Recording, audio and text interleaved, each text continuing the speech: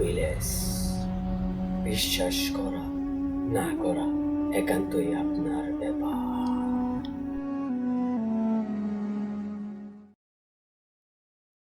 যেভাবে তিনি পাঠিয়েছেন ঠিক সেইভাবে। ঘটনাটি আমাদেরকে লিখেছেন সাবি। খুলনায় থাকেন সাবি, এবং তিনি লিখেছেন, ভাইয়া এটা আমার ভাইয়ার নাম্বার। আচ্ছা, একটা নাম্বার দিয়েছেন তিনি, এবং তিনি বলছেন যে সেখানে ফোন করলে তাকে পাওয়া যাবে। এবং তিনি লিখেছেন, রাসূল ভাইয়া, আমি জানি আপনি ভালো আছেন এবং আল্লাহর রহমতে সবসময় ভালোর দলেই থাকেন, কিন্তু ভাইয়া আমি সেটা থাকতে পারছি না। আমি আমার ঘটনায় যাচ্ছি। সবাই হয়তো স্বপ্নকে বিশ্বাস করে না, ভাবে সত্যি হয় না স্বপ্ন, কিন্তু আমার ক্ষেত্রে যেটা ঘটেছিল আমি আজও ভুলতে পারিনি। 23 জুলাই 2012 রাতে ঘুমাতে যাই, এবং সেই রাতে আমি স্বপ্নে দেখি আমি আর আমার ভাই একসাথে কোথাও খুব দৌড়াচ্ছি, যেন পথের কোনো শেষ হচ্ছে না। কিছুক্ষণ পর যখন আমরা মেইন রোডে পৌঁছালাম, ঠিক তখন আমরা দেখি আমাদের বাবা আর মা আমাদের মাকে নিয়ে বাইকে করে কোথাও যাচ্ছে। আমার এখনো মনে আছে, আমি দেখেছিলাম যে মা পিঙ্ক কালারের বোরখা পরেছে আর বাবা তার নীল সোয়েটারটা পরে আছে। আমি আমার ভাইয়াকে দেখলাম, বাবা নর্মাল স্পিডে গাড়ি চালিয়ে একটি কালভার্ট অতিক্রম করলো। কিছুক্ষণ পর দেখলাম একটা ট্রাক পেছন থেকে প্রচুর স্পিডে কালভার্টটাকে ক্রস করলো, এবং আমার বাবা ট্রাকটিকে দেখতে পেয়ে রাস্তার বাঁ সাইডে চাপিয়ে দিল। কিন্তু ট্রাকটা স্পিডটা সামলাতে পারছিল না, এবং সামলাতে না পেরে বাবার বাইককে আঘাত করলো। মার সাথে সাথে বাইক থেকে ছিটকে রাস্তায় পড়ে গেল, আর সেই ট্রাকটি মার গায়ের ওপর দিয়ে চলে গেল। আমি সহ্য করতে না পেরে চিৎকার দিল। দুটো বাথরুম, সেই বাথরুমে ছিল লোহার পাইপ লাগানো, সেই পাইপটা বেয়েই যেন ছাদে উঠতে হতো। আগে বাথরুমের ছাদ থেকে যেতে হতো স্কুলের ছাদে। বাথরুম থেকে ঠিক 1-2 ফুট উঁচুতেই বাথরুমের স্কুলের ছাদ, সেখানে যেতে হতো। যাই হোক, যেদিনকে আমার সাথে ঘটনা ঘটে সেদিন ছিল রবিবার। আমি ঠিক বাজার থেকে বাজার টাজার করে এনে আমার মাকে দিলে রান্না কাড়া করে আমি ঠিক ওই ছাদে যাব ঘুমাতে। সেরকম অবস্থায় আমি খাবার টাবার খেয়ে ছাদে যাব, এরকম একটা পরিকল্পনা নিয়ে আমি একটা কাঁথা একটা বালিশ নিয়ে আমি ছাদে যাই। ছাদে যাওয়ার সময় আমি আমার প্রতিবেশী বাড়ির একটা ছেলে, যার সাথে সব সময়ের জন্য আমার উঠা বসা ছিল ঠিক মধুর মতন, আমি তারকে নাম ধরে ডাক দিই, ইনামুল তুই কি ছাদে যাবি? ইনামুল বলে যে ওরা সবাই কো, ওরা মানে আমার সাথে যারা ছাদে ঘুমাতে যেত তারাই। তাদের ভিতরে সবাই চলে যায় একটা গান শুনতে। সে গানটা এখনো আমার পছন্দ না, সেটা হচ্ছে পালা গান। সেই গানটা এখনকার সময় শোনা যায় মমতাজ এবং তার সাথে সহশিল্পী বৃন্দ। যে গানটা আমার পছন্দ এখনো হয় না, বা আগেও হতো না। আমার কাছে জিজ্ঞেস করে যে ওরা সবাই যাবে না? আমি বললাম যে না, ওরা কেউ যাবে না, ওরা গেছে সবাই গান শুনতে। আমি ঠিক ওর কথা শুনে ও বলল যে ঠিক আছে, তাহলে তুই যা ছাদে, আমি ছাদে একটু পরে আসছি, তুই যে শো। আমি ঠিক ছাদে প্রতিদিনের মতনই যেভাবে ছাদে ঘুমাতে হয় সেইভাবে আমি ছাদে চলে যাই। ছাদে যে কাঁথাতে যে বাড়ি দিয়ে এদিক ওদিক দিয়ে কাঁথাটা পাশে রেখে শুয়ে পড়ি। কিন্তু কাঁথাটা পাশে রাখা শোয়ার এই কারণটাই হচ্ছে যে অনেক রাতে যখন রাত শেষের দিকে আসে তখন একটু শিশির পড়তে থাকে, বা ছাদটা যখন ঠান্ডা হয়ে যায় তখন গা একটু ঠান্ডা লাগে, কাঁথাটা টেনে তখন গার পরে দিলে একটু ভালো লাগে। এর জন্য কাঁথাটা সেই ছাদের পাশেই রাখতে হতো, বা যেখানে শুতাম ওখানেই রাখতে হতো। আমি ছাদে শুয়ে থাকার পরে আমার যখন ঘুম ভাঙে দেখি ঠিক চাঁদ মামাটা একদম মাথার উপরে কেমন যেন আমার দিকে তাকিয়ে আছে। এত প্রচন্ড আলো ছিল যে স্কুলের ছাদের উত্তর পাশেই ছিল মাঠের উত্তর পাশেই ছিল রাস্তা, যেটা গ্রামের মানুষ আসা যাওয়া করত। তার উত্তর পাশেই ছিল আমার বাড়ি, যেটা ছাদ থেকে ঠিক 200 গজ বা 300 গজ দূরে। তা ওই ছাদে যখন শুয়েছিলাম তখন আমি দেখতে পেলাম যে রাস্তাতে যদি কোনো মানুষ বা কোনো লোক হেঁটে যায় তার চেহারাটা বোঝা যাবে, বা বিলের ভিতর দিয়ে কেউ ধানের আটি বা ধান বোঝাই করে গেলে তার চেহারাটাও তখন বোঝা যাবে যে একজন লোক কেউ হেঁটে যাচ্ছে। তখন আমি ছাদে শুয়ে পড়ে থেকে অনুভব করতে থাকি যে কি ব্যাপার, আজকে ছাদে ইনামুলও নেই। যাই হোক, ওরা সবাই গেল কোথায়? কিন্তু ইনামুল চলে যায় তাস খেলতে। আমি সেটা জানতে পারি না বা বুঝতেও পারি না, আমি ছাদে থাকি একাই। আমি ছাদ থেকে উঠে আমি আমার প্রাতিক প্রয়োজনে আমি ছাদেই সারি, সেটা ছাদের দক্ষিণ পাশে। আমি সেরে আসে আবার ছাদে শুয়ে আমি চাঁদের দিকে তাকায় থেকে চিন্তা করতে থাকি যে আজকে ছাদে আমি ঠিক একা, ছাদে আমার সাথে কেউ নাই, কি ব্যাপার, সবাই গেল কোথায়। এটা চিন্তা ভাবনা করে আমি উপর দিকে তাকিয়ে থাকি। কিছুক্ষণ পরে যে ভয়ানক ঘটনাটা ঘটে, সেটা সাধারণত মানুষের জীবনে যদি ওইভাবে ঘটতো তাহলে মনে হয় সে সেখানেই কিভাবে পড়তো বা যার সাথে ঘটে সে সেরকম ঘটনাটাই বুঝতে পারে যে কিভাবে এই ঘটনাটা আমার সাথে ঘটেছিল। ঠিক আমি দেখতে পেলাম যে আমার উপরে কেউ একজন ছায়া দিয়ে আমার শরীরটাকে পুরো ঢেকে রেখেছে, বাট আমি ছায়া দেখতে পাচ্ছি, মানে মেঘের মতো বলতে পারেন, মেঘের মতন বলতে পারেন, বাট আমি চাঁদটা দেখতে পাচ্ছি। মেঘের মতন হলেও চাঁদটা দেখা যেত না, বোঝা যেত যে চাঁদটাকে ঘিরে রেখেছে একটা মেঘ এরকম, কিন্তু আমি চাঁদটা দেখতে পাচ্ছি, কিন্তু আমার শরীরটাকে যেন একটা ছায়া দিয়ে ঘিরে রেখেছে। আমার শরীরটার ভেতরে অন্ধকার। আমি চিন্তা করতে থাকি কি ব্যাপার, এটা কি হলো। আমি আমার ডান হাতটা ঠিক ছাদের বাঁদিকে আমার ডান দিকে বাড়াই দিয়ে দেখি আমার হাতে আলো লাগে, চাঁদের আলো। আবার বাঁ হাতটা বাঁদিকে বাড়াই দিই, দেখি বাঁ হাতে লাগো। আমি তাড়াতাড়ি প্রচন্ড ভয়ে আমি উঠে বসে পড়ার পরপরই দেখি যে না, আমার শরীরে পুরো আলোটাই লাগতেছে। আমি মনে করি যে হয়তো আমার ভুল হচ্ছে বা আমার অন্য কোনো চিন্তা ভাবনা ছিল, তাই আমি এটা অনুভব করতেছি। আমি এটা চিন্তা ভাবনা করে আমি ঠিক আবারও শুয়ে পড়ার পরে যেটা হয় যে আমার কাছে মনে হচ্ছে যে আমার বুকের উপর দিয়ে বা মাথার উপর দিয়ে পায়ের উপর দিয়ে প্রচন্ড জোরে কেউ উড়ে যাচ্ছে বা কোনো পাখি উড়ে যাচ্ছে, যার বাতাস এত জোরে লাগতেছে সে বাতাসটা ঠিক অনুভব করতে পারে মানুষ একটা মেইন রোডের উপরে, হাইওয়ে রোডের উপরে দাঁড়ায় থাকলে একটা বাস বা একটা ট্রাক যেভাবে দ্রুত গতিতে চলাফেরা করে, সেই দ্রুত গতির বাসের বাতাসটা যেভাবে মানুষের গায়ে লাগে ওইভাবেই আমার গায়ে লাগতেছিল। কিন্তু বাতাসটা এত ঠান্ডা ছিল যে কারণে আমার গাটা শীত ধরে বেড়াচ্ছে বা ঠান্ডা ধরে যাচ্ছে। আমি প্রচন্ড ভয় পেতে থাকি যে এটা কি হচ্ছে। তখনই আবার উঠে বসে পড়ে ঠিক ছাদের পশ্চিম সাইডে থাকে একটা তাল গাছ, একটা বা দুটো তাল গাছ, ওর সাথে থাকে একটা তেঁতুল গাছ। আমি ওই গাছের দিকে তাকাতে থাকি যে পরিমাণ বাতাস হচ্ছিল আমার গায়ে যেহেতু লাগছিল, তাল গাছের পাতা বা ছাদের পাশে যে গাছগাছালি আছে এই পাতা বা গাছগাছালির ডালপালা নড়তে থাকবে, কিন্তু আমি দেখতে পেলাম যে কিছুই নড়ছে না। সব কেমন যেন খুব একটা ভয়ঙ্কর নিরাপত্তা পালন করতেছে। সে আওয়াজটা মনে হচ্ছে যে আজকে মনে হয় রাতে কোনো পাখি বা কোনো পঙ্খী বা কোনো কুকুর শিয়ালেরও কোনো আওয়াজ নেই, এরকম একটা অবস্থা। আমি ঠিক আবারও শুয়ে পড়ে আমি চিন্তা করতে থাকি যে আমার সাথে এটা কি হচ্ছে। তারপরও আমি কিছু মনে না করে আমি ছাদে শুয়ে থাকি।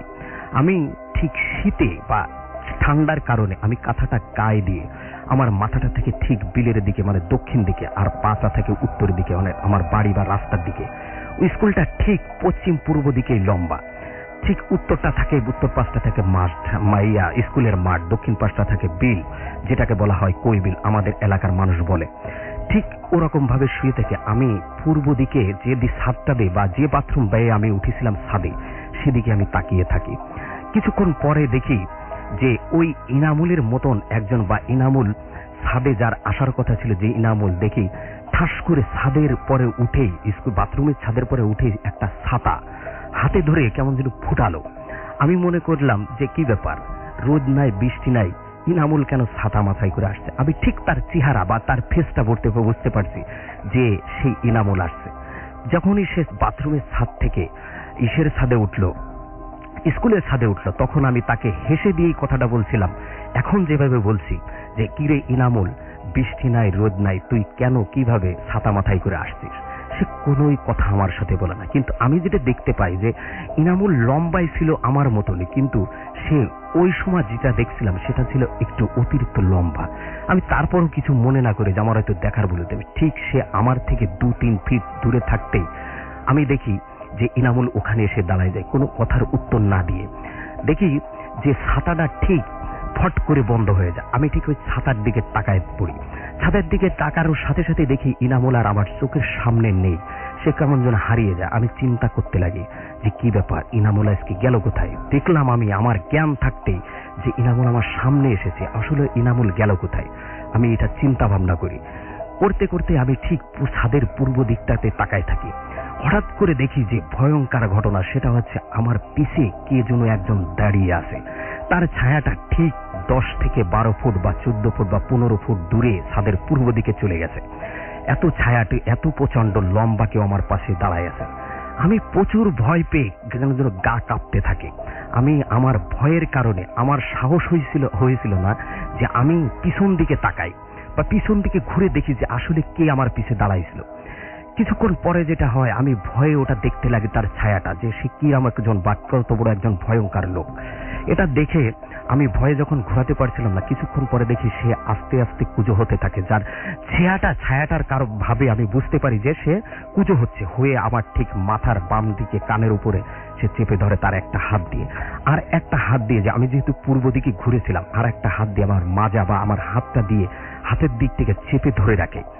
তার যে চেপে ধরে রাখে কুজো হয়ে, তার হাতের যে ফাঁকাটা ছিল সেই ফাঁকাটার ভিতর দিয়ে আলোটা ঠিক, চাঁদের আলোটা ঠিক তার হাতের ফাঁকা দিয়ে পড়তেছিল নিচে। আমি দেখে ভয়ে চিৎকার মারতে থাকি। কেমন যেন সেই চিৎকার ছিল এত জোরে, সেই চিৎকারটা ছাদের বাইরে যাচ্ছিল না, এরকম একটা অবস্থা থাকে। কিছুক্ষণ পরে সে আমাকে হঠাৎ করে কেন যাওয়া কি কারণে ছেড়ে দিয়ে সে চলে যায়। আমি প্রচন্ড ভয়ে তাড়াহুড়ো করে উঠে দেখি বাপাশে যে তাল গাছ বা তিতুল গাছ, দুটার পাতা ঝড়ের মতন মোড়ামুড়ি খেচ্ছে, এবং সে ওই পাশে আমার কাছে মনে হলো যে ভাঙচুর করে চলে যাচ্ছে। কিন্তু আশেপাশের যতগুলো গাছগাছালি ছিল কোনোটাই নড়ছে না, শুধু ওই তিতুল গাছ আর তাল গাছটাই নড়ছে। আমি প্রচন্ড ভয়ে ছাদের থেকে কাঁথাটা বালিশ দিয়ে পেঁচ দিয়ে আমি ছাদের নিচেই ফেলে দিয়ে ছাদের পরের থেকে বাথরুমের ছাদে এক লাফ দিয়ে নিচেই পড়ে বাড়িতে চলে যায়। আমার আব্বা ডেকে বলে, কিরে বসিন নাকি? আমি বলি হয়। কিরে তুই ছাদের থেকে চলে আসলি কেন? আমি বলি যে আমি প্রচন্ড ভয় পেয়ে ছাদের থেকে চলে আসি। সকালবেলা যেটা হতে থাকে সেটা আমার প্রচন্ড গায়ে জ্বর আসতে থাকে এবং আমার বমি হতে থাকে। আমি আব্বাকে ঘটনাটা খুলে বললে ঠিক ইনামুলকে বাড়ির থেকে ডাইকে নিয়ে আসে। ইনামুলকে ডাকে আনার পরে আমি ইনামুলের কাছে জিজ্ঞেস করি, ইনামুল তুই কি ছাদে গিয়েছিলি? তখন সে বলে যে না, আমি তো ছাদে যাই না, আমি ঠিক তাস খেলে এসে 10টার মধ্যেই আমি বাড়িতে শুয়ে পড়ি। বাট ইনামুলের আব্বাও, সে আমার আব্বার সাথে খুব ভালো সম্পর্ক এখনো আছে, যে আমার বাড়িতে এসে বসে বা আমার আব্বা তাদের বাড়িতে যে বসে। ঠিক আমাদের বাড়ির থেকে তার বাড়ি 200 গজ দূরে, এতটুকু ডিফারেন্স। সে বলে যে না, আমার ছেলে তো রাত্রে এসেই বাড়িতে শুয়ে পড়েছে, সে তো ছাদে যায়নি। আমার বুঝতে আর অসুবিধা হলো না যে আমার সাথে যে ঘটনা ঘটাইছে বা আমার সাথে যে এসেছিল বা আমাকে ধরেছিল সে ছিল ভয়ঙ্কর একজন লোক। আমার যেহেতু কোনোভাবেই আমার এই সুস্থ হচ্ছিলাম না, আমার মা আমাদের পাড়ার একটি ছেলে, তার নাম ইকলাস, তাদের বাড়িতে ঘুরতে বা বেড়াতে গেছিল। তখন তার মা আমাকে বলে যে কি ব্যাপার, তোমার বসির কি সুস্থ হয়েছে? আমার বলে যে না, কিছুতেই সুস্থ হচ্ছিল না। তার শ্বশুর তখন আসে হজ থেকে এসেই তাদের বাড়িতে আসে বেড়াতে। তখন তার শ্বশুরের কাছে আমার মা ঘটনা খুলে বলে। সে তখন আবে জমজমের কিছু পানি এবং কাগজের উপরে কি জন্য লেখে বলে যে আপনার ছেলেকে এটা ভিজে খাওয়ালে আপনার ছেলে সম্পূর্ণ সুস্থ হবে। ওটা আমি নিয়মিত খেলে বা ওটা খাওয়ার পরে আমি সম্পূর্ণ সুস্থ হই। রাসেল ভাই, এই ছিল আমার সর্বপ্রথম ঘটনা। অনেক ধন্যবাদ আপনাকে। আমরা চলে যাব আমাদের পরবর্তী আমরা চলে যাচ্ছি আমাদের আরো একজন অর্থাৎ দ্বিতীয় অতিথির কাছে, এবং তার শেষ ঘটনাটা আমরা শুনবো তার কাছ থেকে। প্লিজ আপনার ঘটনাটা, আপনার নাম বলে শুরু করুন। আমি এনআই আশিক, আমি একটা প্রাইভেট মেডিকেলে 3rd ইয়ারে পড়ছি। আমি আমার জীবনের প্রথম ঘটনাটা বলতে চাচ্ছি, মানে যেখান থেকে আমার সমস্যাগুলো শুরু হয়েছে। ঘটনাটা হচ্ছে 2012 সালের জুন মাসের ঘটনা। তারিখটা মনে নেই, কারণ আমার 12 সাল ডায়েরিটা হারিয়ে গেছে, তারিখটা খেয়াল করতে পারতেছি না। তো আমি তখন প্ল্যান চেট করতাম, মানে হুমায়ুন স্যার এবং জাফর ইকবাল স্যারের বইটি পড়তাম, তো ওখান থেকে ইন্সপিরেশন হয়ে নিজেই আর কি এই জিনিসগুলো করতাম। তো ঘটনার দিন প্রচন্ড গরম ছিল জুন মাসে। আমি রাত 12:30 কারেন্ট চলে গেছে, আমি ছাদে চলে যাই। আমাদের বাসাটা ছিল 2 তলা, নিচতলা আমরা থাকতাম, উপরতলা ছিল ওই স্টোর রুম, এবং এটা হচ্ছে মানিকগঞ্জের বাসা আর কি। মানিকগঞ্জে ছিলাম তখন, আমার আম্মু ওখানে চাকরি করতো। তো আমি ছাদে চলে গেছি 12:30টার দিকে। তো তখন কি মনে করে জানি, আমি আমার পকেটে একটা মোম ছিল আর ম্যাচ ছিল, আমি এটা নিয়ে আর কি প্ল্যান চেট শুরু করলাম। তো ওটার একটা পর্যায়ে মানে ওই মোমটাকে ঘিরে ঘুরতে হয়। তো আমি মোমটাকে ঘিরে ঘুরছিলাম, তো 10-12 মিনিট ঘোরার পরে হঠাৎ করে মোমটা নিভে গেছে। নিভে যাওয়ার পর আমি থমকে দাঁড়িয়ে গেলাম ওখানে, যে জিনিসটা কি হচ্ছে। এবং আমার কাছে মনে হচ্ছে যে আবহাওয়াটা টোটাল চেঞ্জ হচ্ছে। যেখানে আমি প্রচন্ড গরমে মানে ঘামছিলাম, সেখানে দেখলাম যে আমার প্রচন্ড ঠান্ডা লাগা শুরু করছে এবং আমি ঠান্ডায় কাঁপছি। অথচ মানে আশেপাশে একটা গাছের পাতাও নড়তেছে, মানে একটু বাতাসও নেই আশেপাশে। তো আমি ওই জায়গায় স্টিল দাঁড়ায় আছি। তো কতক্ষণ দাঁড়াইছিলাম জানি না, হয়তো 5-6 মিনিট হবে। হঠাৎ করে একটা সাউন্ড শুনলাম। নর্মালি আমরা যেরকম সাউন্ডটা হয় সামনে থেকে, ডান থেকে, বাম থেকে বা পিছন থেকে কোনো একটা দিক থেকে আসে, সাউন্ডটা আমি মানে টোটাল চতুর্দিক থেকে শুনলাম। যে আমাকে কেউ একজন বললো একদম ক্রিস্টাল, মানে ভয়েসটা আমি ঠিক ব্যাখ্যা করতে পারবো না, এটা যে শুনছে মানে সে বুঝবে আর কি, এটা অন্যরকম আর কি। গলাটা ছিল যে রাতটা তো তোমাদের জন্য নয়, রাতটা আমাদের। এই শব্দটা আমি মানে এই কথাটা শোনার পর আমি প্রচন্ড ভয় পেলাম এবং ওখানে মুমটো ফেলে দিয়ে আমি নিচে চলে গেছি এবং তখন থেকে আমার সাথে ঘটনা মানে ঘটা শুরু করছে। তার কিছু আমি আসলে দিনের বেলা মানে যে জিনিসটা মনে করলাম যে হয়তো রাত্রে আমি সাউন্ড হ্যালুসিনেশন হয়েছে, জিনিসটা আমি ভুলও শুনতে পারি, অনেকক্ষণ ঘোরাঘুরি করছে, মাথায় চক্কর টক্কর দিয়ে হয়তো আমি সাউন্ড হ্যালুসিনেশন হয়েছে। আর 2 দিন পর আমি ঢাকায় চলে আসি। তার কয়েকদিন পর আমার আম্মা আমাকে ফোন দেয় বলতেছে যে আশিক মানে আমাদের বাসার ছাদে জানি কি দৌড়দৌড়ি করে, এটা 9:30 বাজে একবার দৌড়দৌড়ি করে আর রাত 12টার পরে দৌড়দৌড়ি করে। তো আমার ভাই আছে নাইম, ও বাসায় থাকে তখন। তাই আমি নাইমের বললাম যে তুই যখন দৌড়ায় সাথে সাথে দৌড় দিয়ে উপরে চলে যাবি, দেখবি যে কেউ আছে কিনা। তো কয়েকদিন এরকম করছে। তারপর আমাকে ফোন দিয়ে বললো যে ভাই আমি তো সাথে সাথে একদম ইনস্ট্যান্ট দৌড়ে উপরে যাই, দেখি কেউ নাই। তাই আমি বললাম এক কাজ কর, ওই বাইরে বালি আছে, বালি করবি যে রাত মানে বিকেলবেলা বা সন্ধ্যার দিকটা তোর ফ্রেন্ডদের নিয়ে পুরোটা ছাদ বালি বিছাই দিবি, যদি কেউ হাঁটেও পায়ের একটা ছাপ পড়ে থাকবে ওখানে। এটা মনে করে আমি ওটা বলছি, তো ওই জিনিসটা করছে। পরদিনও আমাকে ফোন করে বলতেছে যে ভাইয়া গতকাল তো আমি ছাদে বালি বিছাইছি, বাট পরের দিনকে দিয়ে ছাদে তো মানে পায়ের চিহ্ন তো দূরের থাকে, একটা বালিও নেই। এটা হচ্ছে ঘটনা। তারপরে ঠিক আর কিছুদিন পরে, এটা হচ্ছে 12 সালের প্রায় মানে অক্টোবরের দিকে, আমার আম্মা একদিন ফোন করে বলতেছে যে তোর ভাই ভয় পেয়েছে। আমি নাইমের সাথে ফোনে কথা বললাম যে ভাই গত রাত্রে আমি প্রচন্ড ভয় পেয়েছি। কি হয়েছে যে আমি মানে তখন সেই রাত্রে আমার আম্মু বাসায় ছিল না, মানে অফিসের কাজে আর কি ওখানে থাকতে হইতো, মানে থাকছিল আর কি ওই দিন রাত্রে। তো ও রাত্রের 12:30টার পরে প্রায় 1টার দিকে বললো যে আমি মানে দরজা মানে জানালাতে নক করা শব্দ, মানে আমার ঘুমটা একটু হালকা হয়েছে, আমার কাছে মনে হচ্ছে জানালা কি যেন নক করতেছে। তো আমাদের হচ্ছে বাসার পাশে লাগে আর একটা বাসা, মানে মাল্টি মানে 6-7 তলা বিল্ডিং। তো ওটা বারান্দার লাইটটা কিন্তু আমাদের জানালায় পড়ে, মানে আমাদের লাইট বন্ধ করলে ওদের বারান্দার লাইট পড়ে।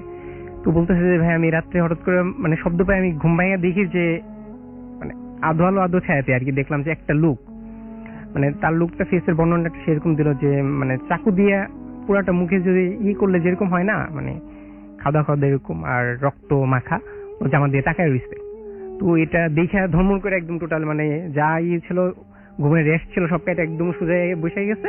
ঠিক এই মুহূর্তে আমাদের তখন সাবলেটে আর কি আমাদের এক আঙ্কেল আর আন্টি ওখানে চাকরি করে, উনি থাকতো। তো আঙ্কেল ওকে ডাকতেছে যে নাইম। তো নাইম বলতেছে যে আঙ্কেল কি হয়েছে, তুমি কিছু শুনছো? নাইম বলতেছে কি, একটা লোক মানে ওই আঙ্কেলের মেয়ে ছিল জুই নাম, যে আমি এইমাত্র শুনলাম মানে জুইকে ডাকতেছে। এটা শুনে তো আমি ঘুম থেকে উঠছি। তো নাইম কি করলো, মানে ওই রুম থেকে এই রুমে কথা হচ্ছিল কনভারসেশন। তো নাইম ঘর থেকে বের হলো, ও দেখলো যে কেউ একজন ওই মানে সিঁড়ি দিয়ে নিচ থেকে উপরে একদম ছাদে দৌড় দিলে যেরকম শব্দটা হয়, ওর কাছে মনে হলো যে কেউ একজন নিচ থেকে দৌড় দিয়ে উপরে চলে গেছে।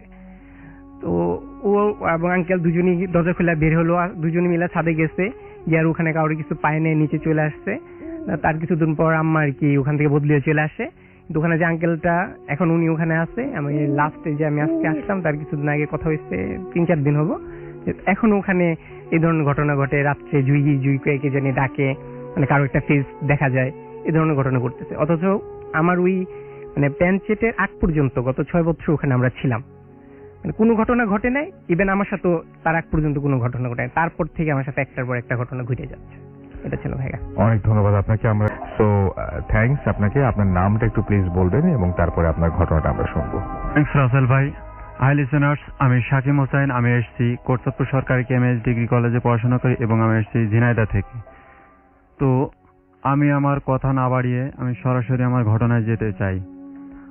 আমার সাথে যে ঘটনাটি ঘটে, আমার তখন এসএসসি পরীক্ষা শেষ হয়। এসএসসি পরীক্ষা শেষ হবার পর যখন আমাদের স্কুল ছুটি ছিল, তো সেই টাইমে আমরা কয়েকজন ফ্রেন্ড মিলে আমরা আমাদের ঈদগাহ মাঠে আড্ডা দিছিলাম। তো হঠাৎ রাত 10টার দিকে আমরা সিদ্ধান্ত গ্রহণ করি যে আমাদের ওই এলাকায় রাসেল ভাই প্রচুর পরিমাণে বাদাম চাষ হয়। তো আমরা সিদ্ধান্ত গ্রহণ করি যে আমরা বাদাম সেদ্ধ করে খাবো। তো মানে বাদাম তুলে তারপরে সেদ্ধ করব? জি, সেদ্ধ করে খাবো। তো তারপর আমরা কয়েকজন ফ্রেন্ড মিলে আমরা মাঠে রওনা দিই। তারপর যেতে আমরা বাদাম মাঠে থেকে তুলতে শুরু করি, ভূত থেকে। আচ্ছা। তো তারপর তখন আবহাওয়াটা খুবই নরম ছিল, কিন্তু হঠাৎ আমার কিছু ফ্রেন্ড লক্ষ্য করলো যে চারিপাশে যে খেজুর গাছ ছিল, কিন্তু তো খেজুর গাছ প্রচুর মানে জোরে মনে হচ্ছে যে মানে ভেঙে ফেলছে আর কি। প্রচুর জোরে বাতাস হচ্ছে আর ঢিল ছোড়ার শব্দ শোনা যাচ্ছে। তো আমার ফ্রেন্ডরা উপলব্ধি করার পর আমাকে বলে যে সাকিম দেখ হচ্ছে গিয়ে ওইদিকে কি ঘটছে। তো আমিও তখন বিষয়টা লক্ষ্য করি। তো তারপর আমরা হচ্ছে গিয়ে সিদ্ধান্ত করলাম আমাদের আর এখানে থাকা সম্ভব না, তো চল আমরা বাসার দিকে রওনা দিই। তো আমরা যে পরিমাণ বাদাম তুলেছিলাম তো সেটা আমরা রাখিনি, আমরা ওটা নিয়েই আমরা আমাদের ওই গন্তব্যস্থলে আমরা পৌঁছাই, আমাদের স্কুল ঈদগাহ মাঠে। তো ঈদগাহ মাঠে আসার পর আমরা বাদামগুলো ছুড়াই। তো ছুড়ানোর পর আমার ফ্রেন্ড নাসিম ও আমাকে বলল যে সাকিম তুই পানি নিয়ে আয়, বাদাম সেদ্ধ করতে হলে যেহেতু পানি লাগে, পানি এবং লবণ লাগে। তো আমাকে পানি নিয়ে আসতে বললো কানাপুকুর থেকে, পাশে একটা পুকুর ছিল ভাই। তো ওই পুকুরটার নাম কানাপুকুর। ওই পুকুরকে ঘিরে বর্তমানে এখন অনেক ভয়াবহ ঘটনা ঘটে গেছে এবং এখনো ঘটছে। তো আমি দেখতে পেলাম যে কানাপুকুরের উপর দিয়ে মানে একটা বুড়ো টাইপের লোক মানে পানির উপর দিয়ে হেঁটে আসছে, কোনো পানি নড়াচড়ার শব্দ নেই। তো দেখলাম যে হেঁটে চলে যাচ্ছে। তো আমি প্রচন্ড ভয় পেয়ে যাই রাসেল ভাই। তো ভয় পাওয়ার পর আমি দৌড়ে আসি, এসে আমার ফ্রেন্ডদেরকে বলি যে ওই দেখ আমি একটা জিনিস দেখলাম।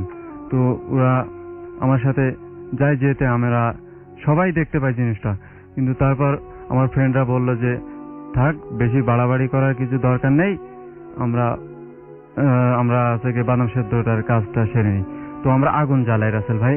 আগুন জ্বালানোর পর আমরা ওই সময় কোনো প্রবলেম ফেস করি না। তো আগুন জ্বালানোর পর আমরা বাদাম সিদ্ধর কাজটা শুরু করে দিই। তো যখন আমাদের বাদাম সিদ্ধ কমপ্লিট হয়ে যায় তখন আমরা ওই ঈদগাহর উপরে বাদামগুলো আমরা ধুয়ে দিই, মানে রাখি আর কি।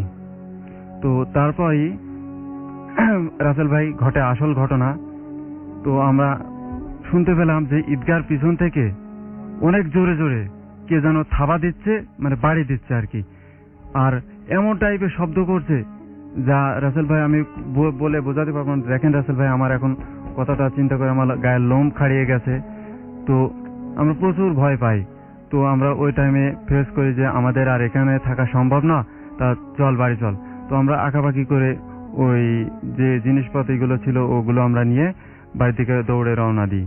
তো আসার পর রাসেল ভাই এখানে ঘটনা শেষ হয় না। আমি রাতে শোবার পর স্বপ্ন দেখতে পাই যে একটা লোক এসে বলছে যে এই আমরা ওখানে তাহাজ্জুদের নামাজ পড়ার জন্য প্রস্তুতি গ্রহণ করছিলাম, তা তোরা ওই ঈদগাতে ওইগুলো ঢেলে জায়গাটা নষ্ট করলি কেন? তো এটা আপনি স্বপ্নে দেখেছেন? জি জি জি, স্বপ্ন দেখেছি। তো তারপর বললো যে যা করেছি ভালো করেছি, যদি ওই সময়ে না আসতিস তাহলে তোদের যে কোনো ক্ষতি করে দিতাম। তো রাসেল ভাই এটা স্বপ্ন দেখার পর সাথে সাথে আমি শুনতে পাই যে আমাদের ঘরের ছাদের উপরে মেঘনি গাছ ছিল। তো মেঘনি গাছে অনেক মোটা ডাল একটা ছাদের উপরে ভেঙে পড়ে। তো ভেঙে পড়ার পর আমার ঘুম ভেঙে যায় হঠাৎ। তো আমি প্রচন্ড ভয় পাই রাসেল ভাই। তো তারপর আমি আমার মামার ঘরে শোবার জন্য চলে যাই। শোবার পর সকালবেলা আমি ছাদের উপরে যেতে দেখতে পাই যে ওই ডালে নখের আঁচড় ছিল। মনে হচ্ছিল যে কে যেন মুঠো করে একটা ওই ডালটা টান দিয়ে ভেঙে ছাদের উপরে রেখে দিয়েছে। তো রাসেল ভাই এই ছিল আমার ঘটনা। অনেক ধন্যবাদ আপনাকে। আমরা আজকে একদম শেষ পর্যায়ে চলে এসেছি, আজকে আমাদের শেষ করতে হবে। যাই হোক, যারা এতক্ষণ পর্যন্ত আমাদের সঙ্গে ছিলেন তাদেরকে অনেক অনেক অনেক অনেক ধন্যবাদ। যারা SMS পাঠালেন তাদেরকে অনেক ধন্যবাদ, এবং আমি অনেক সরি যাদের SMS আমি পড়তে পারলাম না। আর আপনাকে অনেক ধন্যবাদ, আপনি অনেক কষ্ট করে অনেক দূর থেকে ঝিনাইদহ থেকে এসেছেন আমাদের এখানে আমাদের সাথে আপনার অভিজ্ঞতা শেয়ার করতে। এবং উনি যেভাবে বললেন সেটা তো আপনারা কতটুকু বুঝলেন জানি না, উনি যেভাবে লিখেছিলেন সেটা অনেক চমৎকার ছিল এবং সেটা হয়তো মানে আরো অনেক ভালো ছিল। যাই হোক, আমরা এখন যেটা করতে হবে সেটা হচ্ছে আজকের মতো এখানেই শেষ করছি। কথা হবে আবারও আগামী সপ্তাহে, এবং সেই পর্যন্ত সবাই ভালো থাকবেন, সুস্থ থাকবেন।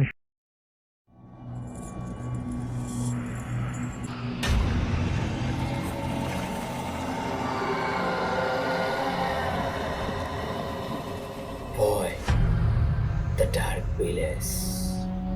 বিশ্বাস করা না করা একান্তই আপনার ব্যাপার।